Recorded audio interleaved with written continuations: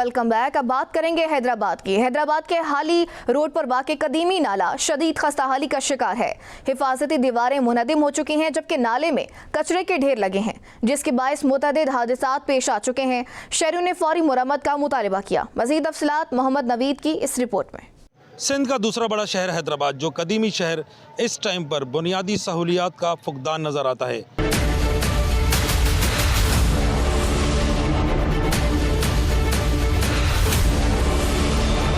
एक बच्चा डूब के मर गया, 2 साल हो गए, लेकिन कोई आया नहीं वापसी पूछने। 2-3 दफा गिर गया मेरा पोता भी, इसी के अंदर। कोई भी हाँ करते नहीं करता, कोई काम नहीं। किसी का माँ का लाल तो गया ना। एक बच्चा तो बिल्कुल एक्सपायर हो गया था।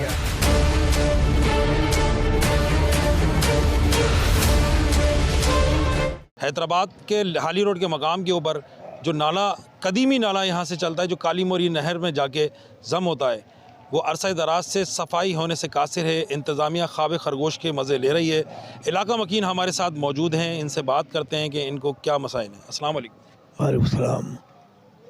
भाई ये नाला जो है कम से कम ये सन 52-53 से बना हुआ, कच्चा था पहले, लेकिन अब तक जो है ना इसके अंदर जो है ना इतनी साफ़ सफाई हुई, ना कचरा भरा हुआ है, ना जानवर गिर जाते हैं, आदमी गिर जाते हैं, बच्चे गिर जाते हैं।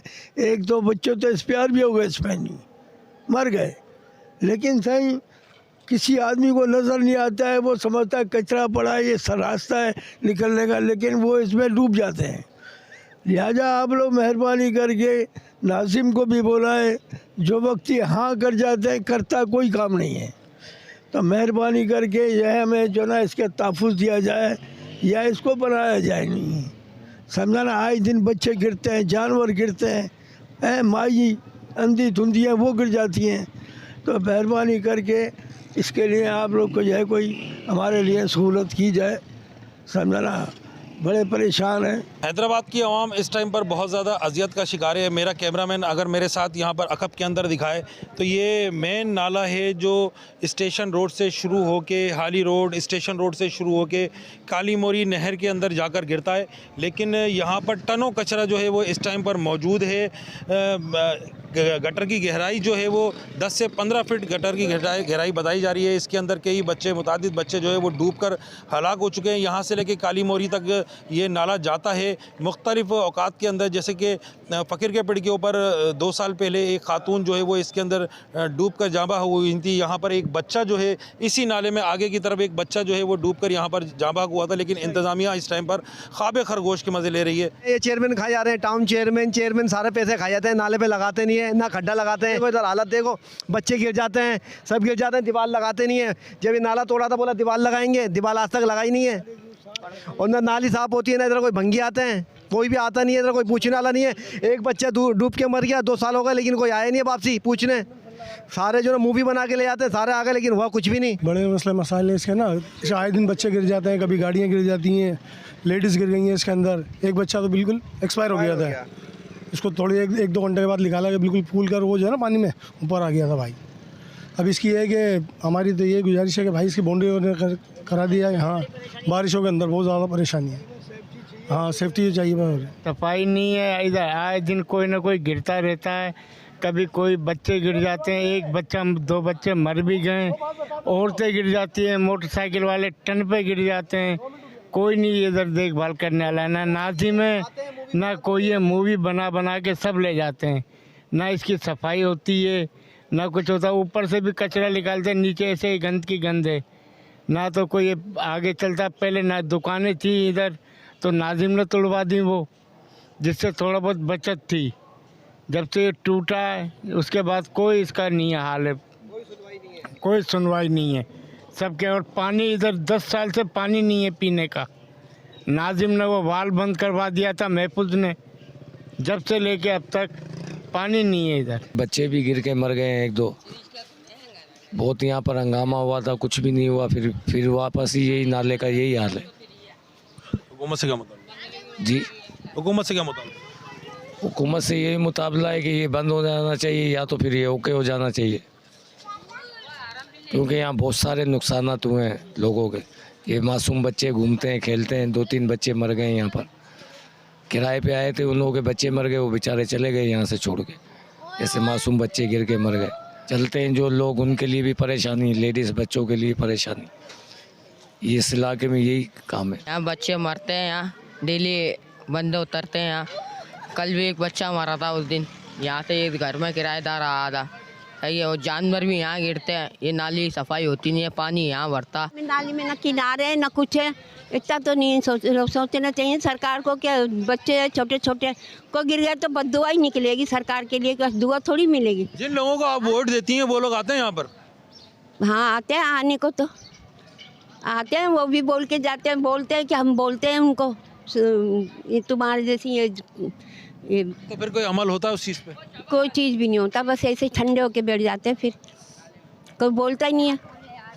अब ये तो अच्छी बात नहीं है ना। अब भी तुम भी बच्चे वाले हो, सोचो छोटे छोटे मासूम बच्चे हैं, कोई गिर गया 2-3 दफ़ा गिर गया मेरा पोता भी इसी के अंदर। शहरियों का यही कहना है कि बुनियादी मसाइल को तरजीही बुनियादों के ऊपर हल किया जाए, क्योंकि ये इनके लिए अजियत का बाइस है।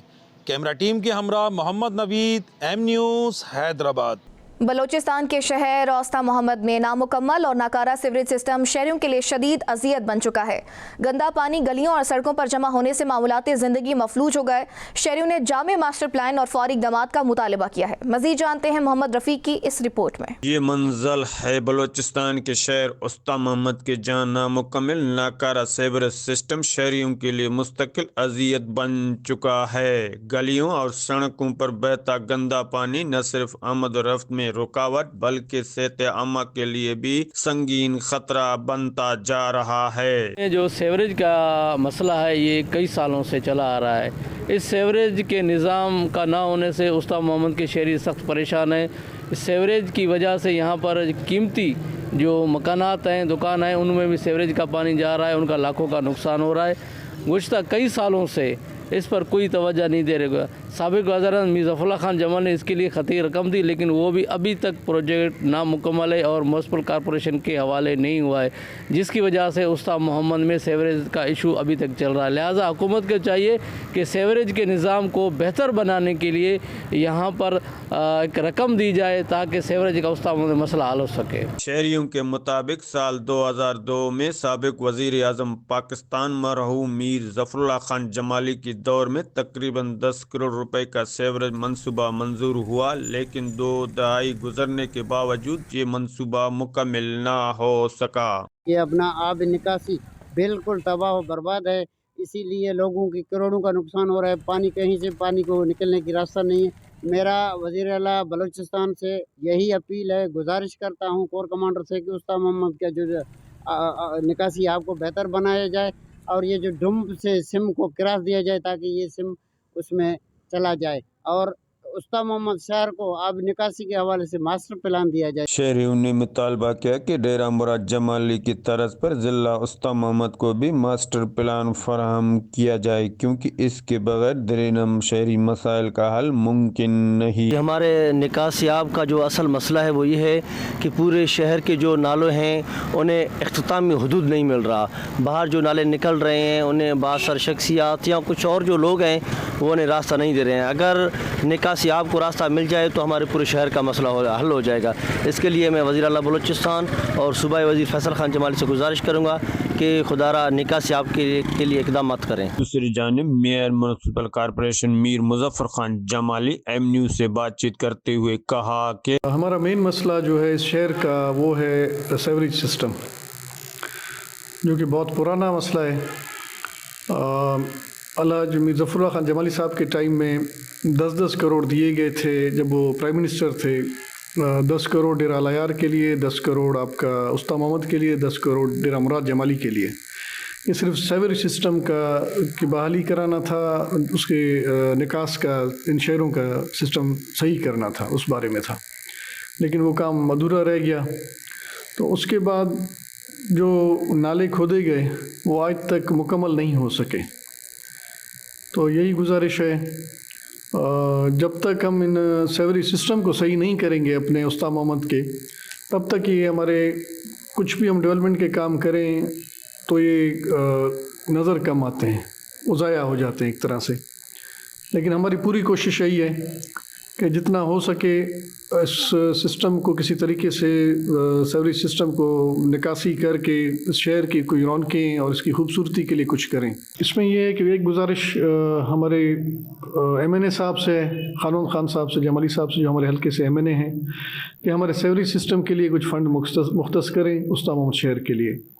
और अपने MPA सरदारज़ादा फैसल खान जमाली साहब से भी गुजारिश है कि उन्होंने जो मास्टर प्लान बनाया था जो CM साहब की टेबल पर है, मौजूद है, जैसे डेरा अलायार को उन्होंने स्पेशल पैकेज दिया है मास्टर प्लान के हवाले से, तो हमारी गुजारिश है CM साहब से, मीर सरफराज भुगटी साहब से, कोर कमांडर साहब से कि हमारे शहर को भी एक मास्टर प्लान दिया जाए ताकि शहर की खूबसूरती के लिए भी काम किया जाए और इसके सीवरेज सिस्टम के लिए भी काम किया जाए। तो हमारी पुरजोर अपील है कि हमारे शहर के मसले कम करने के लिए, लोगों को बेहतर सहूलियात पहुंचाने के लिए अपने नुमाइंदों से भी और ख़ास तौर पर सरफराज भुगटी साहब वज़ीर आला बलूचिस्तान से भी गुजारिश है कि हमारे जो MPA साहब ने मास्टर प्लान दिया था उसको मंजूर किया जाए ताकि लोगों की ज़िंदगी में कुछ सहूलत और बेहतरी लाई जा सके। उस्ताद मोहम्मद के शहरियों के लिए कुछ बेहतरी लाई जा सके, उनकी सहूलत में, आमदोरफ्त में, उनके कारोबार में, और उनको हर चीज़ की सहूलत होनी चाहिए। सवाल ये है कि क्या उस्ताद मोहम्मद के शहरियों को साफ और महफूज माहौल मिल सकेगा या यही मसला यूं ही शहरियों की ज़िंदगी अजीरान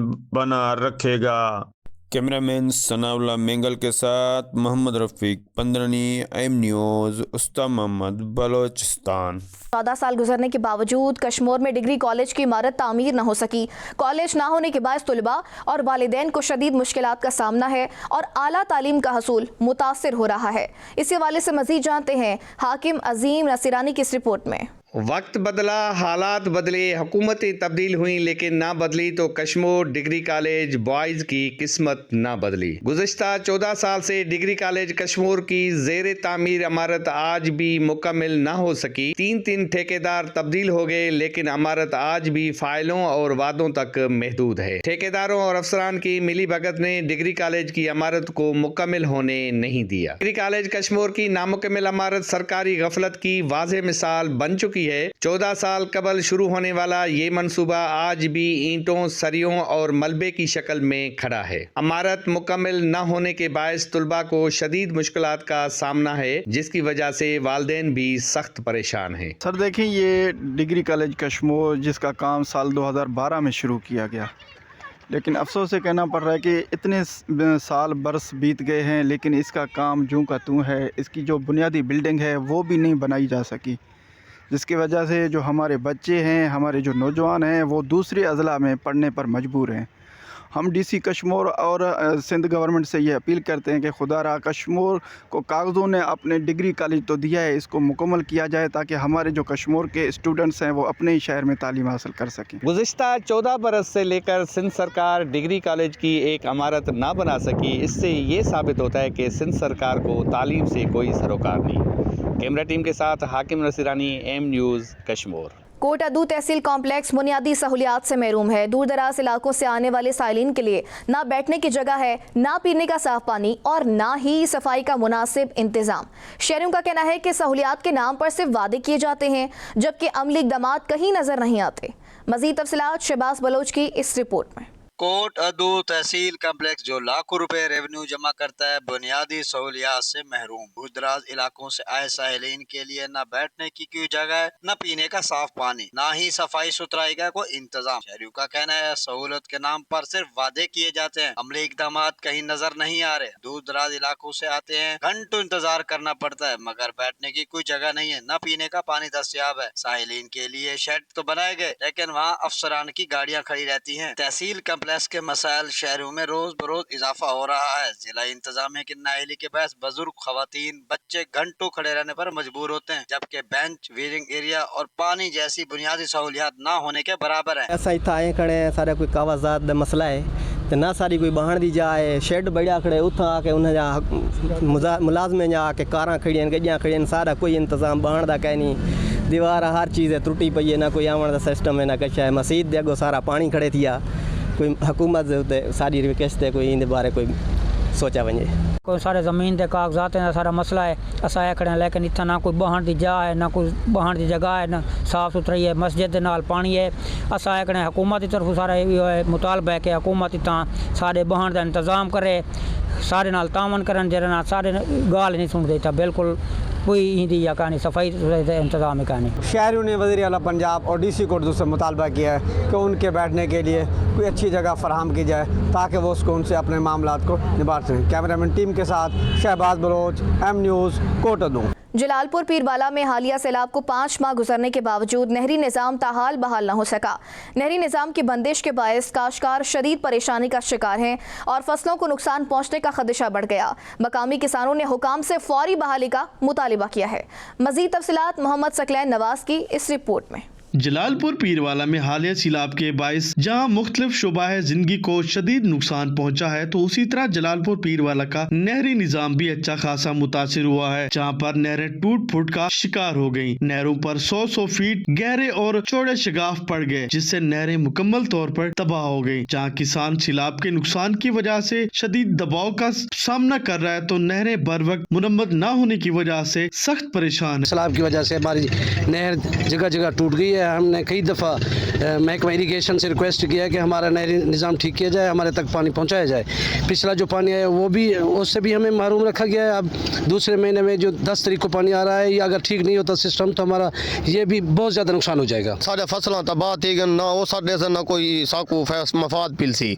मेहरबानी कर दे साडी नहर चालू की वने, फाल की वने। किसानों का मुतालबा है कि नहर को जल्द अज जल्द मुकम्मल तौर पर मुरम्मत किया जाए, ताकि नहर में पानी आने से पहले नहर मुकम्मल तौर पर तैयार हो, ताकि किसानों को फसलों में पानी लगाने में किसी तरह की दुश्वारी का सामना न करना पड़े। कैमरा टीम के साथ मोहम्मद सकलैन नवाज, M न्यूज़, जलालपुर पीरवाला। आपके मसाइल आपकी जुबानी से फिल वक्त के लिए इतना ही। मजीद किसी भी खबर से बाखबर रहने के लिए आप देखते रहिए M न्यूज़, क्योंकि हम हैं आपकी आवाज़।